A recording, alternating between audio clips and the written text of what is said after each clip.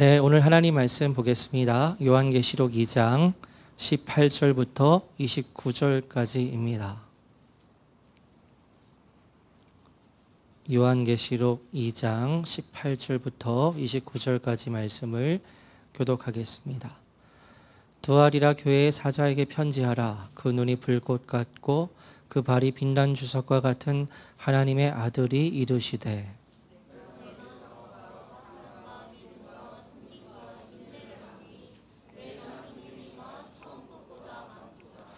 그러나 내게 책망할 일이 있노라. 자칭 선지자라 하는 여자 이세벨을 내가 용납함이니 그가 내 종들을 가르쳐 꾀어 행음하게 하고 우상의 제물을 먹게 하는도다.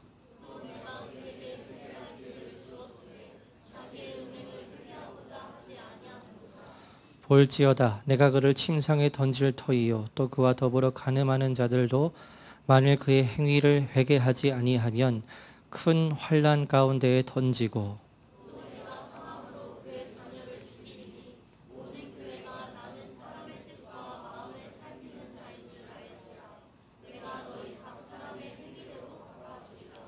두아리라에 남아있어 이 교훈을 받지 아니하고 소위 사탄의 깊은 것을 알지 못하는 너희에게 말하노니 다른 짐으로 너희에게 지울 것은 없노라.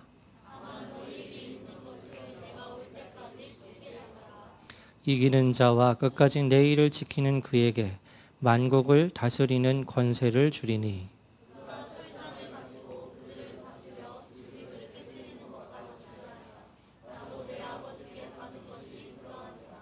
내가 또 그에게 새벽별을 주리라. 귀에 있는 자는 성령이 교회들에게 하시는 말씀을 들을지어다. 아멘. 네, 오늘 요한계시록 강의 6번째 우상숭배 타협한 교회라는 제목으로 말씀을 나누겠습니다. 눈치가 빠른 분은 아시겠지만 오늘 설교의 제목을 보시면 지난주 설교 제목과 같습니다. 오늘은 소아시아 7교회 중 4번째 두아디라 교회에 대한 말씀을 살펴보려 하는데요. 설교의 제목이 같다는 것은 지난주 버가모 교회와 그리고 오늘 두아디라 교회의 가진 특징이 비슷하다는 것을 우리가 추측해 볼 수 있겠지요. 먼저 그림을 보시면 두아디라 교회가 가지는 배경에 대해서 말씀드리려 합니다. 이 두아디라는 도시는 상업이 꽤 발달한 도시였습니다. 그래서 이 도시에 예전에 한번 언급한 적이 있는데요. 이 길드라는 이름을 가진 경제조합이 아주 발달한 상업 도시였습니다. 그 여러 경제조합 길드 중에서 천공, 롯을 세공하는 그 조합, 길드가 핵심이었는데요. 지난 서문화교에서도 말씀을 드렸지만 당시에 경제활동을 하고자 하면 이 길드에 가입이 되어 있어야 경제활동을 할 수 있었습니다. 그러니까 누구든지 먹고 살기 위해서는 이 길드라는 경제조합에 가입이 되어 있어야 일을 할 수가 있고 내 가족들을 먹일 수 있는 거지요. 그런데 문제는 이 모든 경제조합들은 한 달에 한 번 그들의 수호신에게 제물을 바치는 제사를 드렸습니다. 그래서 이때 그 우상의 제물을 먹는 것 그리고 그 제사에 참여하는 것을 거부하게 되면 이 조합에 참여할 수가 없었고 그렇기 때문에 그와 같은 사람들은 사회적으로 또 경제적으로 격리가 되었습니다. 그러면 먹고 살아갈 길이 이제 막막하게 되는 거죠. 또한 이 두아리라 도시가 가지는 특징은요. 여러 우상들 중에 여러분 그리스 문화 아시겠지만 당시에 그 그리스 문화가 전 세계를 다 장악하고 있던 때이니까요. 그 많은 그 로마 그리스 신들 중에 그 제우스의 아들이었던 아폴로를 섬기는 문화가 발달했습니다.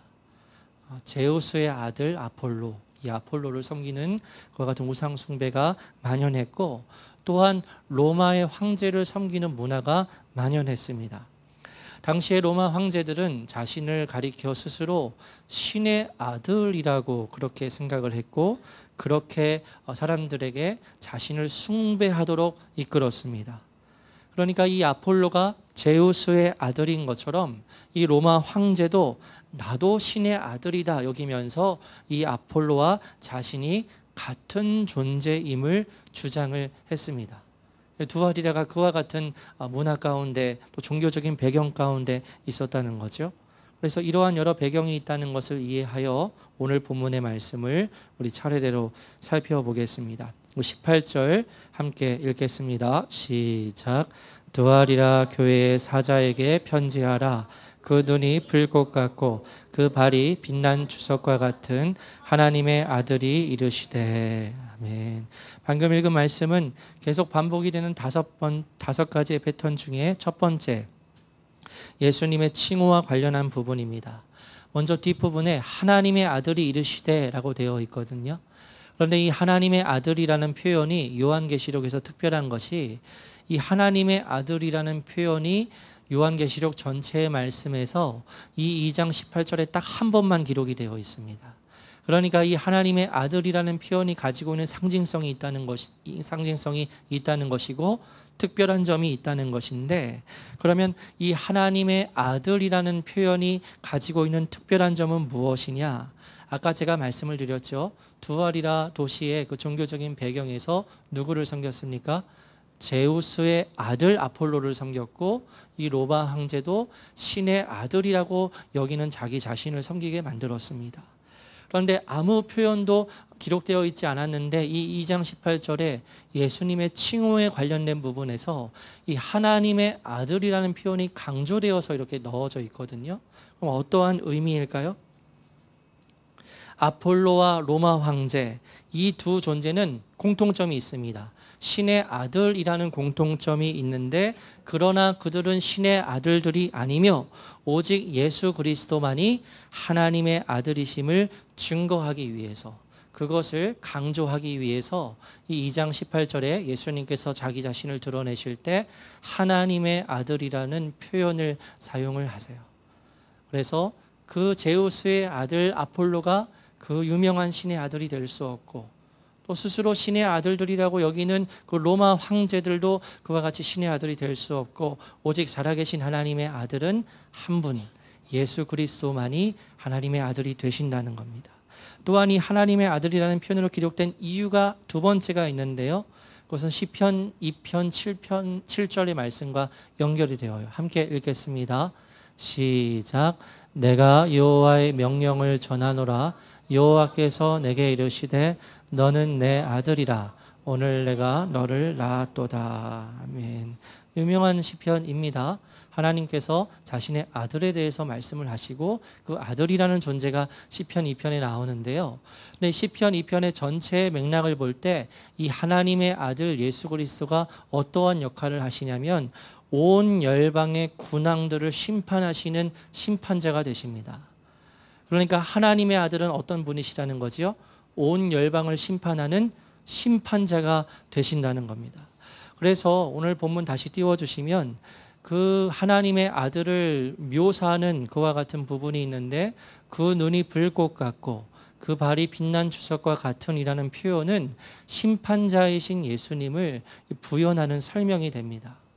그래서 예수님의 눈이 불꽃 같다는 것은요, 모든 것을 꿰뚫어 보시는 주님의 통찰력을 의미하면서, 그리고 이후에 기록되어 있는 그 드아리아 교회 성도들을 미혹하는 이세벨의 거짓된 주장을 꿰뚫어 보신다는 의미이고요. 이어서 빛난 주석과 같은 발이 나오지요. 아까 두아리라 도시에서 여러 가지 경제조합 길드가 있는데 천공, 롯을 제작하는 그 길드가 핵심이라고 말씀을 드렸습니다. 그와 같은 지역적 특성과 관련하여서 주님의 발이 빛난 주석과 같다고 그렇게 묘사하고 있는데, 이것은 대적의 모든 행위들을 짓밟아 괴멸할 수 있는 주님의 권능을 강조하는 표현입니다. 그러니까 예수님께서는 하나님의 아들, 즉 심판하시는 분으로서 눈으로 모든 것을 통찰하시며 그 녹과 같은 발로 모든 것을 밟아 멸하실 수 있는 권세를 가지신 분이라고 주님께서 그렇게 자신을 소개하고 계시는 거죠. 그래서 여러분, 이와 같은 심판자로서의 예수님의 모습을 강조하는 이와 같은 예수님의 칭호 부분을 볼 때 우리가 무엇을 추측할 수 있을까요? 이 두아리라 교회가 주님의 심판을 받을 수도 있는 그 책망받을 점이 크다는 것을 우리가 알 수 있는 겁니다. 주님께서는 심판자가 되시기 때문에 이 두아리라 교회를 향하여서 책망하고 또 심판하실 수 있는 그 가능성에 대해서 이제 말하고 있는 거죠. 그 다음 19절을 보면 그 심판받을 점이 무엇인지 전에 칭찬에 대한 말씀이 기록되어 있습니다. 함께 읽겠습니다. 시작. 내가 내 사업과 사랑과 믿음과 섬김과 인내를 아노니 내 나중 행위가 처음 거보다 많도다. 아멘. 방금 읽은 말씀을 통해 주님께서 두아리라 교회를 칭찬하시는데요. 그런데 여러분, 이 구절에서 조금 의미를 정확히 바꾸어야 할 한 단어가 있습니다. 그것은 사업이라는 단어입니다. 내가 너의 사업을 안다? 교회에서 무슨 사업을 할 일이 있나요? 그래서 이거는 굉장히 아쉬운 번역이고요. 그래서 이 번역을 원어의 근거에서 다시 바꾸면, 넘겨주시면, 이 구절을 읽겠습니다. 시작. 내가 너의 행위들 곧 너의 사랑과 믿음과 섬김과 인내를 안다. 너의 나중 행위가 처음 행위보다 더 대단하다. 그래서 그 사업이라는 단어는 행위라는 단어로 번역되어야 더 정확합니다. 그래서 이 구절을 보면 주님께서 두아리라 교회의 성도들의 행위를 아신다는 거죠. 근데 그 행위가 네 가지입니다. 사랑과 믿음과 섬김과 인내입니다. 여러분, 이 네 가지 요소는 일반적으로 교회가 가져야 할 덕목으로서 두아리라 교회는 이러한 면에서 사랑과 믿음과 섬김과 인내를 가지고 있는 전반적으로 무난하고 또 건강한 교회이었기에 주님께서 그 모습을 기뻐하셨다는 사실을 알 수가 있습니다. 특히 이어지는 말씀을 보면 이 네 가지의 요소들이 처음에 비해서 시간이 지날수록 더 많아지고 대단해졌다는 거죠. 그래서 두아리라 교회의 성도들은 기존의 사역을 유지하는 데 애쓰지 않고 계속해서 주님께서 보시기에 성장하고 성숙하기 위해 애를 쓰는 교회였습니다. 그 예수님의 분량에까지 자라나기 위해서 열심을 품고 노력하는 교회가 두아리라 교회였다는 거죠. 그런데 이 교회가 어떠한 책망받을 점을 주님께로부터 들었을까요? 우리 20절 읽겠습니다. 시작. 그러나 내게 책망할 일이 있노라. 자칭 선지자라 하는 여자 이세벨을 내가 용납함이니 그가 내 종들을 가르쳐 깨어 행음하게 하고 우상의 제물을 먹게 하는도다. 아멘. 두아리라 교회가 주님께로부터 책망을 받는 점이 이제 20절에 기록되어 있습니다. 여러분, 여기서 지난주 말씀을 기억하시는지 모르겠는데요. 주님께서 버가모 교회를 책망하실 때 구약의 한 인물을 예로 들어서 비유하시면서 책망을 하셨는데 그 인물이 누구였습니까? 기억하시죠? 누구였습니까? 네, 발람이었습니다. 거짓 선지자 발람이라는 구약의 인물을 들어서 버가모 교회를 책망을 하셨지요. 그런데 오늘 본문을 보면 역시 구약의 인물을 예로 들어서 두아리라 교회 안에 있는 죄악을 책망하시는데 어떤 인물을 들어서 말씀하십니까? 이세벨이죠. 여러분, 이세벨이 어떤 인물인지 어느 정도는 다 아실 겁니다. 이스라엘이 두 개의 나라로 찢어지지요. 남유다와 북쪽의 이스라엘로 찢어지게 됩니다. 그 중에 북이스라엘의 7번째 왕이 아합이라는 이름을 가진 왕이었는데 그 아합의 아내 되는 그 왕비가 누구였냐면 이세벨이었습니다. 이스라엘 왕은 이스라엘 사람과 결혼을 해야죠. 그런데 아시겠지만 당시 국가와 국가 간의 동맹을 위해서 그 왕의 딸과 혹은 왕의 아들과 결혼하는 그와 같은 문화가 있었는데 이 이세벨은 두로 왕의 딸이었습니다. 두로라는 나라 성경에 나오지요. 페니키아 지역인데 그래서 그 두로 왕의 딸과 이 이세벨과 결혼을 했는데 근데 그때 두로 왕의 이름이 무엇이었냐면 엣바알이라는 이름이었습니다. 넘겨주시면 이 엣바알이라는 이름의 뜻이 무엇이냐면 바알과 함께하는 자예요. 여러분, 한 나라의 왕의 이름이 바알과 함께하는 자예요. 그러면 어떤 뜻입니까? 이 두로라는 나라는 왕부터 시작해서 그 우상 바알을 엄청나게 열렬히 섬기는 그와 같은 나라였다는 거죠. 그 정점에 있는 자가 왕인데 그 왕의 이름마저도 엣바알입니다. 그런데 그의 딸이 이세벨이에요. 그럼 이세벨은 어떠했을까요? 역시 그 아버지의 신앙을 물려받아서 바알과 아세라라는 우상을 아주 열렬히 섬기는 우상 숭배자였습니다. 그런데 그 이세벨이 이스라엘 왕의 왕비로 오게 되면서 그 바알을 열렬히 섬기는 문화를 북이스라엘 가운데 깊이 심어버립니다. 그래서 이세벨이 어떠한 일을 행하냐면요, 살아있는 여호와 하나님의 선지자들을 다 잡아 죽이고요, 마지막 남은 엘리야마저도 죽이려고 해요. 그래서 짧게 요약을 하자면 이세벨은 북이스라엘 가운데 그 바알 숭배라는 우상을 도입해서 이 이스라엘 백성들이 그 바알 숭배라는 우상에 깊이 빠지게 만든 장본인이었습니다. 엄청나게 가증한 일을 행한 여인이었어요. 그래서 이 이세벨의 최후가 하나님께서 엄중한 심판을 내리셔서 아주 비참하게 삶을 마감하는 것을 우리가 잘 알고 있지요. 그런데 오늘 두아리라 교회를 책망하시는 주님의 말씀을 볼 때 두아리라 교회가 누구를 용납했습니까? 자칭 선지자라 하는 여자 이세벨을 용납했다고 말씀을 하십니다. 그러면 여기에서 언급하는 이세벨이 두아리라 교회 안에 실제 했던 거짓된 여선지자 한 명을 말하는 것인지, 아니면 두아리라 교회에 있는 거짓된 가르침을 이세벨로 비유한 것인지 구분할 필요가 있는데요. 성경학자들이 이 부분을 연구할 때 여기에 나오는 이세벨은 두아리라 교회 안에 실제로 존재했던 유명한 성도이자 여성이라는 것이 가장 설득력이 있는 주장이라고 말합니다. 그래서 두아리라 교회 안에 있었던 이 여인은, 이름이 이세벨은 아니었겠죠. 그러나 이 여인은 아주 부유한 상류층에 속했을 것이고 가지고 있는 많은 재정으로 지역에 있는 가정교회들을 후원하는 역할을 했을 거예요. 여러분, 오늘날도 그러하지만 많은 재정들을 가지고 그와 같은 도움을 주는 일을 행할 때 자신을 막 낮추지 않으면 어떻게 됩니까? 그 사람이 교회의 영향력이 점점 커지게 됩니다. 그래서 그와 같은 역할을 했기 때문에 이 여인은 두아리라 교회 내에서 아주 큰 영향력을 가진 존재였는데, 그런데 그녀가 유명했던 이유는 그녀가 자신을 스스로 나는 선지자라고 주장을 했기 때문이었습니다. 여러분, 신약을 보면 여인이자 선지자였던 인물들이 몇 명 나오지요? 신약에요. 누가 있습니까? 누가복음 그 초반에 보면 아기 예수님을 만났던 그 여선지자 이름이 뭡니까? 저만 알고 있는 거 아니죠?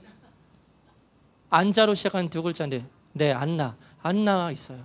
또 사도행전 말씀을 보면 그 초대교회 집사 빌립의 4명의 딸이 하나님의 그 말씀을 받아 예언하는 것으로 유명했습니다.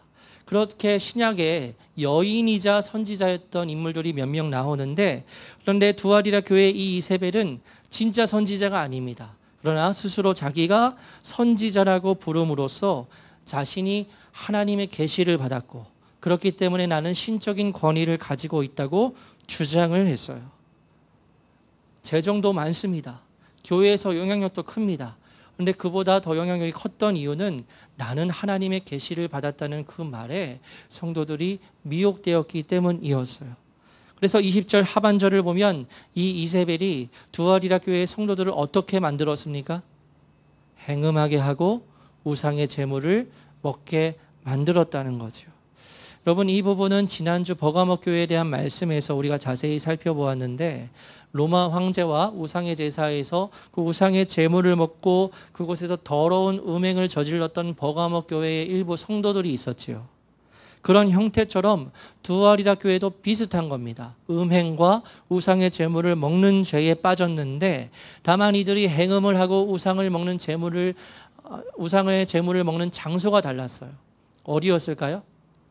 아까 제가 배경을 말씀드렸는데, 그래서 어디였을까요? 일하는 일터, 경제조합, 길드에서 한 달에 한 번 수호신에게 제사를 드릴 때 이 두아리라 교회의 성도들이 그때의 우상의 제사에 함께 참여하고 제물을 먹고 그곳에서 방탕한 성적인 죄악을 저질렀다는 겁니다. 그런데 성도들이 그와 같은 방탕한 죄악에 빠지게 만들었던 미혹의 주범이 어디에 있는 겁니까? 교회 밖에 있는 겁니까? 교회 안에 있는 겁니까? 교회 안에 있는 거예요. 버가모 교회에서는 그와 같은 거짓된 선지자가 없었습니다. 여러분, 그들이 우상 제물을 먹고 음행을 했던 버가모 교회, 지난주요, 무엇 때문에 그랬죠? 어떤 가르침 때문에 그랬죠? 니골라당의 가르침 때문이었어요. 그런데 니골라당의 가르침은 교회 밖에 있었던 가르침이었습니다. 그런데 두아리라 교회의 경우에는 더 심한 것이 그와 같은 미혹의 가르침을 가르치는 사람이 교회 안에 있었고 그 사람이 가장 강력한 영향력을 가진 이였다는 겁니다.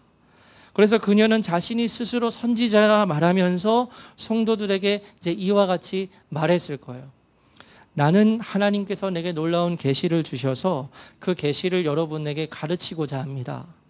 여러분이 경제조합에서 일을 하면서 수호신에게 제물을 바치는 것, 그 우상의 제물을 먹는 것 해도 무방합니다.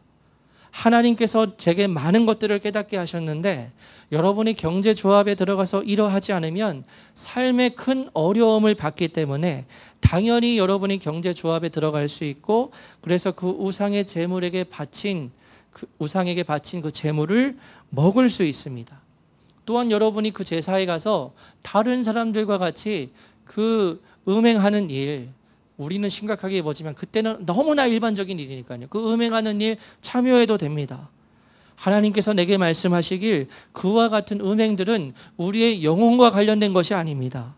우리의 육신에 속한 일이기 때문에 그 음행하는 일도 그 일반적인 일도 세상 사람들이 다 하는 그런 일도 여러분의 영혼에 아무런 영향이 끼치지 못하기 때문에 하나님께서 내게 그것을 말씀해 주셨기 때문에 나는 여러분에게 그렇게 가르칩니다. 그러니까 여러분이 우상의 제물을 먹고 음행을 해도 아무런 문제가 없습니다.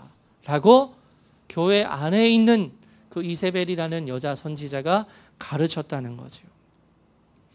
선지자라는 권위를 스스로 가지고 그와 같이 가르칠 때 여러분 많은 사람들이 미혹이 되었어요. 많은 사람들이 미혹이 되었어요. 여러분 서머나 교회 우리가 두 번째로 다른 교회인데 그 서머나 교회가 가진 특징이 무엇이었습니까? 다른 6교회는 가난하다는 말이 안 나와요. 궁핍하다는 말이 안 나와요. 근데 서머나 교회는 아주 궁핍했다고 주님께서 말씀을 하시는데 그 이유가 무엇이었습니까? 이 경제조합 길드에 들어가지 않았어요. 먹고 살려면 경제조합에 들어가서 일을 했어야 되는데 거기에서 우상에게 막 제사를 드리고 우상의 제물을 먹어야 하니까 타협하지 않기 위해서 경제조합에 들어가지를 않았어요. 그래서 일을 할 수 없으니까 가난하고 궁핍한 가운데 힘든 삶을 그 서머나 교회 성도들이 살아갔다면 두아리라 교회 성도는 달랐다는 겁니다. 아무런 거리낌 없이 경제조합에 들어가서 거기서 우상의 제물을 먹고 음행하는 죄를 저지른 것은 교회 내에 버젓이 존재하는 그 이세벨이라는 여인이 그와 같이 미혹을 했기 때문이라는 거죠. 이것이 바로 두아리라 교회가 책망을 받을 지점이라는 겁니다. 우리 21절 말씀을 읽겠습니다. 시작. 또 내가 그에게 회개할 기회를 주었으되 자기의 음행을 회개하고자 하지 아니하는도다. 방금 읽은 말씀은 우리가 5가지 형식 중에서 이제 교정에 해당하는 말씀입니다. 그리고 이어서 결과에 대한 말씀이 나오는데요. 근데 이 두아리라 교회에 대한 그 교정과 결과에 대한 말씀이 특별한 점은 각각 두 부류의 사람들에게 교정과 결과에 대한 말씀이 따로 기록되어 있습니다. 그러니까 한 부류의 사람들에게 교정과 결과, 또 다른 부류의 사람들에게 교정과 결과에 대한 말씀이 기록되어 있는데 지금 방금 읽은 말씀은 거짓 선지자인 그 이세벨에게 떨어지는 교정에 대한 말씀이에요. 방금 21절이 그 여자 거짓 선지자 이세벨에게 말씀하시는 주님의 교정의 말씀입니다. 그래서 말씀을 보시면 주님께서 그 거짓 선지자 이세벨에게 무엇을 주셨습니까? 회개할 기회를 주시죠. 여러분 이것은 어떻게 보면 굉장히 놀라운 말씀이라 할 수 있습니다. 교회 내에서 이세벨과 같이 우상 숭배의 길로 미혹하는 역할을 행하고 있는 그녀를 향해서 주님께서 회개할 기회를 주셨다는 거죠. 이것은 굉장히 놀라운 내용으로 누구에게나 회개할 기회를 주시는 주님의 놀라운 사랑과 은혜를 엿볼 수 있는 대목이에요. 그 가증한 여인 이세벨에게도 주님께서는 회개할 기회를 주신다는 겁니다. 그런데 더 놀라운 말씀이 기록되어 있어요. 어떤 말씀입니까? 그 회개할 기회를 주셨는데도 이 여자 이세벨은 자기의 음행을 회개하고자 하지 않았다는 겁니다. 회개하고 돌이켜서 심판을 피하고 은혜를 경험할 수 있는 그 기회를 붙잡지 않고 계속 그 죄악 가운데 머물러 있겠다고 완강하게 버텼다는 거예요. 그래서 주님께서는 회개하지 않기로 결론을 내린 그 이세벨을 향하여 결과에 대한 말씀을 하시는데요. 22절, 23절 두 절입니다. 읽겠습니다. 시작. 볼지어다 내가 그를 침상에 던질 터이요 또 그와 더불어 간음하는 자들도 만일 그의 행위를 회개하지 아니하면 큰 환난 가운데 던지고 또 내가 사망으로 그의 자녀를 죽이리니 모든 교회가 나는 사람의 뜻과 마음을 살피는 자인 줄 알지라. 내가 너희 각 사람에게 행위대로 갚아주리라. 아멘. 주님께서 말씀하시길 볼지어다 내가 그를 침상에 던지겠다고 말씀하십니다. 이세벨을 말하는 거죠. 그럼 침상에 던지겠다는 것은 무슨 뜻일까? 두 가지 의미가 있어요. 먼저는 음행의 죄를 저지르는 침상을 의미합니다. 동시에 이 침상은 중한 질병을 앓게 되기에 누울 수밖에 없는 병상을 의미합니다. 그러므로 주님께서 회개하지 않는 너를 침상에 던지겠다는 이 말씀은 너가 그 음행을 저지른 그 더러운 침상을 너가 이제 중한 병을 앓게 되어 눕게 되는 병상으로 내가 바꿀 것이다라고 말씀을 하시는 거죠. 그러니까 이 이세벨은 결국 어떤 심판을 주님께로부터 받는 것입니까? 아주 중한 질병을 앓게 되는 그와 같은 심판을 주님께로부터 받게 된다고 말씀을 하세요. 계속되는 말씀을 보시면 이 여인만 심판을 받는 것이 아니라 그와 더불어 간음하는 자들도 심판을 받습니다. 그래서 그와 더불어 간음하는 자들도 어디 가운데 던져지게 된다고 말하죠? 네, 큰 환난 가운데. 한번 넘겨주세요. 큰 환난 가운데 던진다고 말씀을 하십니다. 또한 또 심판을 받는 대상이 나옵니다. 23절에 또 내가 사망으로 그의 자녀, 그 이세벨의 자녀를 죽이겠다고 말씀을 하시는데 여기에서의 이세벨의 자녀는 그의 육신의 자녀라기보다 그의 거짓된 말에 미혹된 자들을 의미합니다. 그리고 사망으로 죽인다고 기록된 말씀 23절에 내가 사망으로 죽이리니 라는 이와 같은 구절은요, 내가 반드시 죽일 것이다 라는 의미예요. 또 어떠한 의미가 있냐면요, 내가 전염병으로 죽일 것이다 라는 의미가 포함되어 있어요. 이와 같은 근거가 있는데 오늘 너무 길어질까 봐 그 부분 말씀을 안 드립니다. 어쨌든 23절에 내가 사망으로 죽인다는 말씀은 내가 반드시 죽인다. 근데 내가 전염병으로 죽일 것이다 라고 주님께서 말씀을 하신다는 거죠. 그래서 주님께서는 이세벨과 그 이세벨에게 미혹된 자들이 회개하지 않으면, 여러분 전제가 있습니다. 무조건 죽이시겠다는 게 아니에요. 회개하지 않으면 주님께서는 이와 같은 아주 두려운 심판을 내리셔서 큰 환난에 던지시며 사망, 즉 전염병으로 인한 죽음 가운데 던지실 것이라 말씀하세요. 두려운 말씀이죠. 그 다음 24절, 25절 두 절을 읽겠습니다. 시작. 두아리라에 남아있어 이 교훈을 받지 아니하고 소위 사탄의 깊은 곳을 알지 못하는 너희에게 말하노니 다른 짐으로 너희에게 지울 것은 없노라.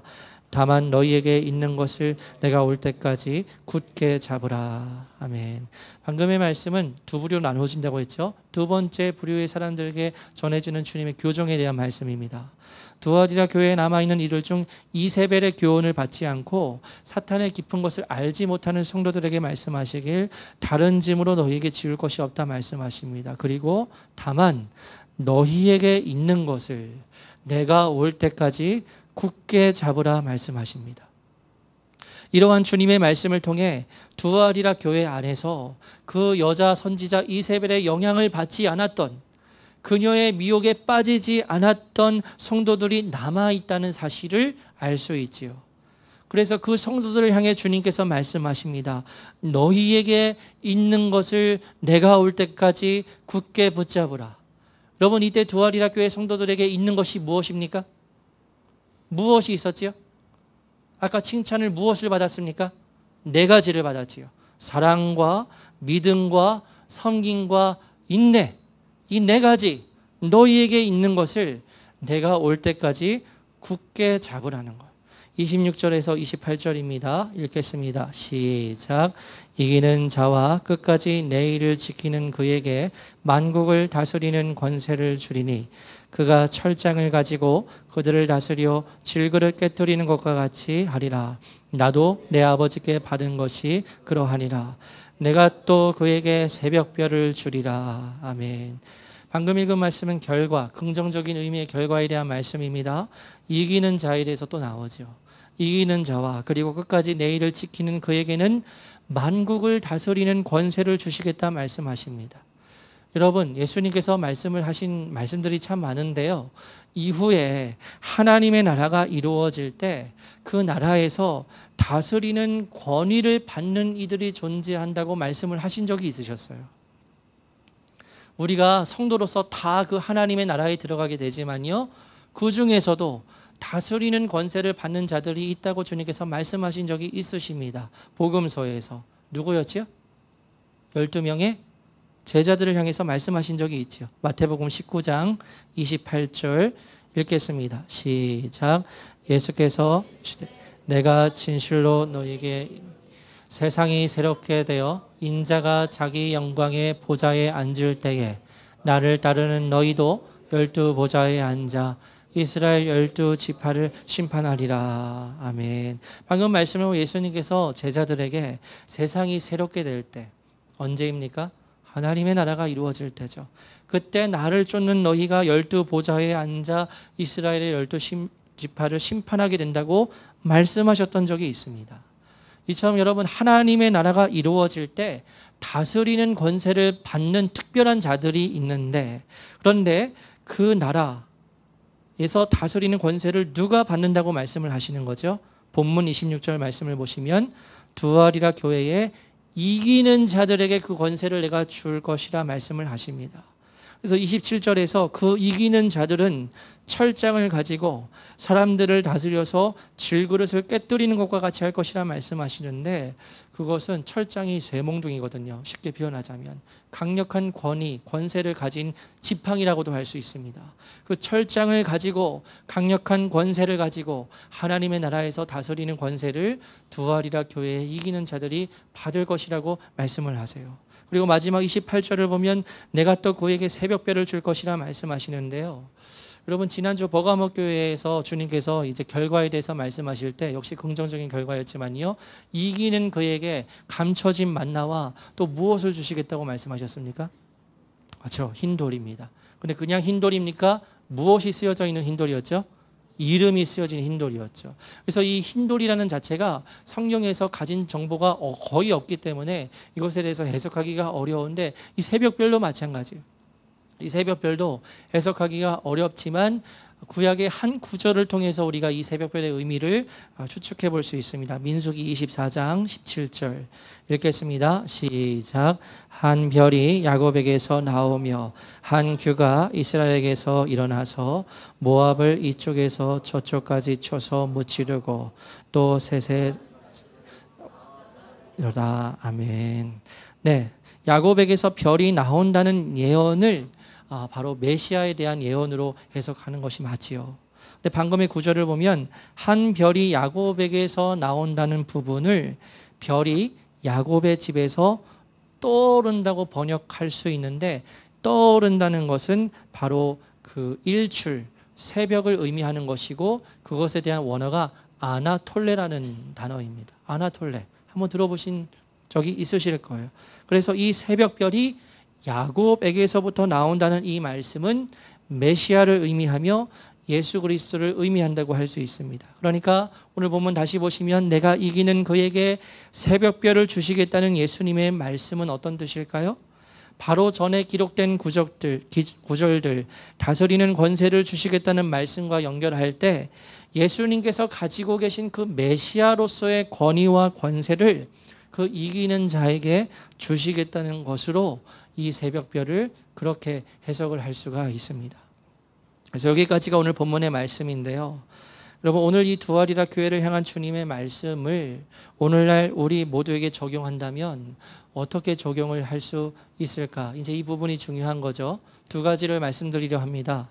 먼저는 예수님께서는 누구에게든지 회개할 기회를 주신다는 겁니다. 오늘 본문에 나오는 그 거짓 여선지자 이세벨이 행한 죄악은 너무나 가증한 일입니다.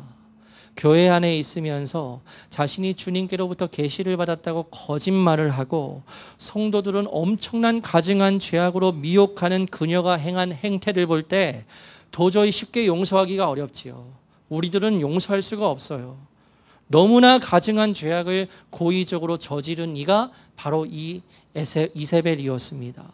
구약에 그런 거짓 선지자들이 많이 나오는 거죠.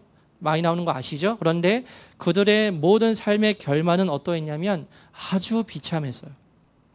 그런데 본문에서 주님께서는 놀랍게도 그녀에게 회개할 기회를 주신다고 말씀을 하세요. 내가 그에게 회개할 기회를 주었을 때 하고 말씀을 하십니다. 여러분, 이처럼 예수님은 누구에게나 회개할 기회를 주십니다. 그 어떤 흉악한 악인이라 해도 그에게 회개할 기회를 주시는데 그 회개의 기회를 붙잡게 되면 모든 죄가 용서함을 받는 주님의 놀라운 은혜를 곧 경험하게 되는 거지요. 여러분, 구약에서 이 엄청난 죄악을 저지른 인물이었음에도 그 하나님의 용서하시는 그 은혜를 놀랍도록 경험한 인물이 한 명 있고 그 인물을 말씀드리려고 하는데 그가 누구냐면 아이러니하게도 이 이세벨의 남편인 아합입니다. 이 아합이 참 많은 죄를 저지르거든요. 그 아내가 우상을 들여올 때 그것을 막았어야죠. 이스라엘의 왕으로서. 근데 같이 짝짝꿍하고 놀았어요.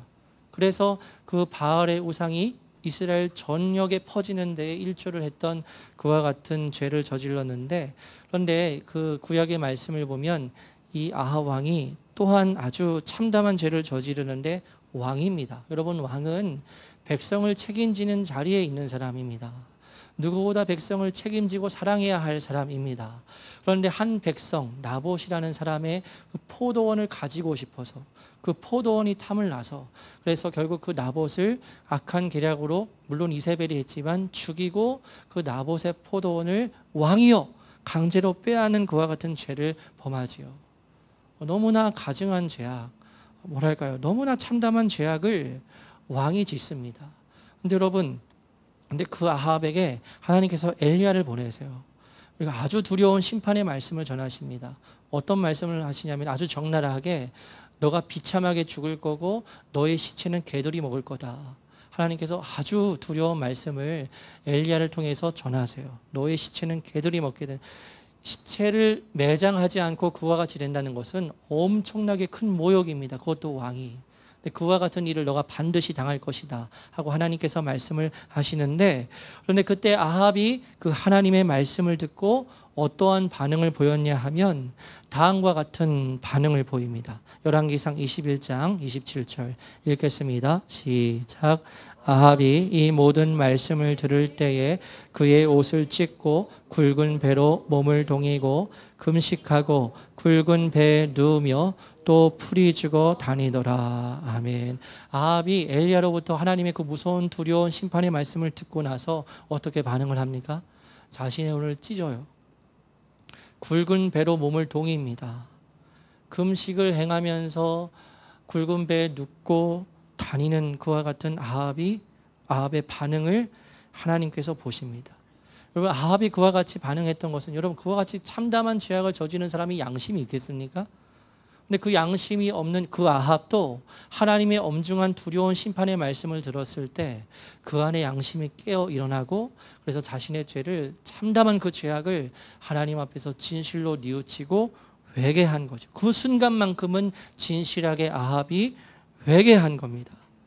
그 나봇을 죽인 죄를 내가 하나님 앞에서 회개한다는 겁니다. 그런데 그 모습을 하나님께서 보셨습니다. 그런데 하나님께서 아주 놀라운 말씀을 하세요. 이어지는 28절, 29절 두 절을 읽겠습니다. 시작. 여호와 말씀 엘리야에게 임하여 이르시되 아합이 내 앞에서 겸비함을 내가 보느냐 그가 내 앞에서 겸비함으로 내가 재앙을 저의 시대에는 내리지 아니하고 그 아들의 시대에야 그의 집에 재앙을 내리리라 하셨더라. 아멘. 하나님께서 엘리야에게 말씀하세요. 아합이 내 앞에서 겸비한 것, 겸손한 것 너 보았니? 하고 그렇게 말씀하세요. 그가 내 앞에서 겸손하고 겸비하였으므로 내가 재앙을 아합의 시대에 내리지 않겠다 하고 그렇게 말씀을 하십니다. 저는 성경을 읽으면서 이 부분에 다다르게 되면 읽을 때마다 놀라게 돼요. 읽을 때마다 정말 의외라고 여겨집니다. 왜냐하면 여러분, 아합이 그동안 진 죄가 얼마나 많았습니까? 이세벨의 속임에 꾀임에 속아서 이스라엘 나라 전체를 바알을 섬기는 우상 숭배국으로 만든 장본인입니다. 그 죄만으로 마땅히 죽어야 할 것 같은데 그가 하나님의 말씀을 듣고 그 앞에서 겸비했다는, 그래서 회개했다는 그 하나의 이유만으로 하나님께서는 그 죄를 용서하시고 내가 아합의 시대에는 재앙을 내리지 않으시는 은혜를 베푸신다고 말씀하세요. 그 가증한 죄악을 저질렀는데 반드시 심판을 받아서 아주 본보기를 보여야 할 것 같은데 하나님께서 그렇게 하지 않으시고 용서하시고 은혜를 베풀어 주셔서 내가 재앙을 그의 시대에 내리지 않겠다고.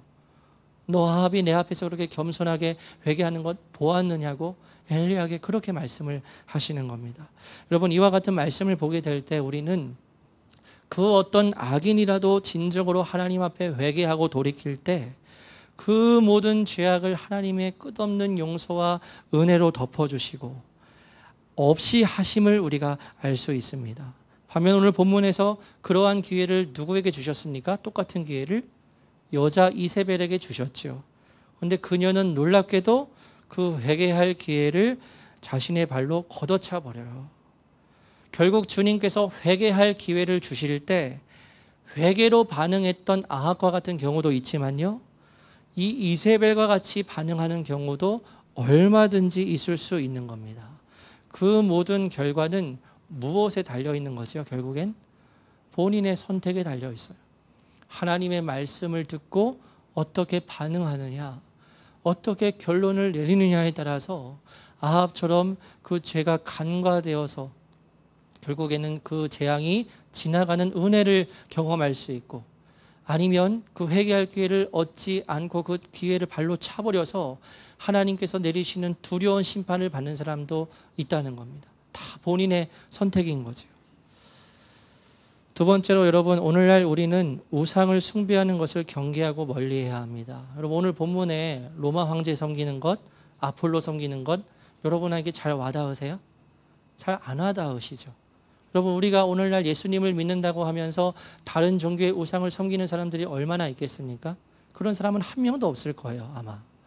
그래서 본문에 나오는 우상들은 오늘날의 우상으로 적용해서 말하자면요, 여러분들 잘 아실 겁니다. 오늘날의 우상들은 그와 같은 이방 종교의 신이라기보다는 우리와 아주 가까이에 있는 것들이 우상이 되는 경우가 많습니다. 제가 이번 주 새벽에 시간에 기도하는데 이와 같은 생각이 들더라고요. 우리가 우상으로 섬기게 되는 대상이 있다면 그것은 우리에게 결핍이 되는 그 어떤 것 때문이라는 겁니다. 예를 들어서요, 우리가 자라나면서 성장하면서 재정적으로 큰 어려움을 겪으면서 살아왔어요. 그런 상황 가운데에서 자라났을 때 우리는 나도 모르게 그 돈이라는 만몬의 우상을 섬기기가 너무 쉽습니다. 그렇지 않은 경우도 있습니다만, 그렇게 결핍의 상황에서 자랐을 때 그 재정을 나의 우상으로 삼는 경우가 굉장히 많이 있어요. 또 예를 들어서요, 우리가 자라나면서 우리 엄마 아빠 부모님이나 주위의 사람들로부터 따뜻한 사랑을 잘 받지 못하고 자라나게 될 때, 여러분, 사람의 따뜻한 관심과 사랑을 받는 것이 우상이 되어서 사람들로부터 받는 관심과 사랑을 갈망하고 쫓는 삶을 살아가기가 쉽습니다. 그것이 곧 우상이 되어버리거든요. 그래서 여러분, 특히 자매분들이 이와 같은 특징에 취약한데 이제 데이트나 하고 이성교제를 하게 될 때 그 관계를 끊어야 할 때는 끊을 수 있어야 되는데, 근데 그 관계가 끊어지는 것이 두려워서 그렇게 하지 못하고 계속 그 끊어야 하는 관계를 이어나가는 경우가 있어요. 부당한 경호를 받으면서도 자매의 입장에서. 왜 그렇습니까? 왜 그 관계를 끊어내기가 두려움을 느끼게 합니까? 왜 그렇죠? 벌써 그 사람 안에 그 따뜻한 관심과 사랑이 우상이 되었기 때문이에요. 이 관계가 끊어지면 내가 죽을 것 같은 거예요. 나만 홀로 막 이렇게 남겨질 것 같은 거예요. 이미 그 마음 안에서 사람의 관심과 사랑이 우상이 되어버린 사람들은 끊어내야 할 때 끊어내지 못하고 결국에는 계속 가야 하는 그와 같은 일들도 얼마든지 있을 수 있어요.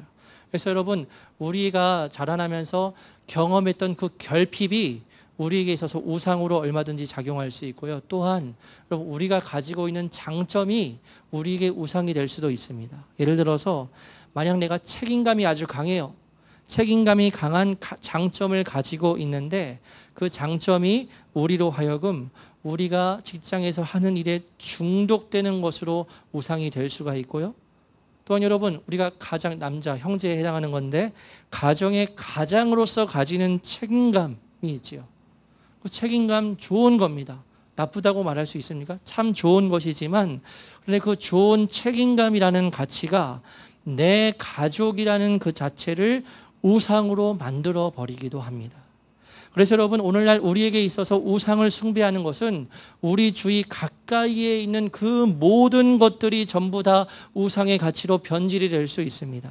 재정이나 사람에 대한 관심이나 내가 하고 있는 일이나 심지어 가정과 가족들마저도 우리의 마음 가운데 우상으로 자리를 잡게 되는 경우가 얼마든지 있을 수 있다는 거죠. 그래서 여러분, 우상은 우리 주위에 있는 나쁜 게 아니에요. 좋은 것을 궁극적으로 바꾸는 것이 우상입니다. 여러분, 우리에게 재정은 필요한 거지요. 사랑과의 따뜻한 관계 필요하지요. 내게 맡겨진 일을 책임감 있게 해내는 것 좋은 일이죠. 가정과 가족 책임지는 것 역시 좋은 일이죠.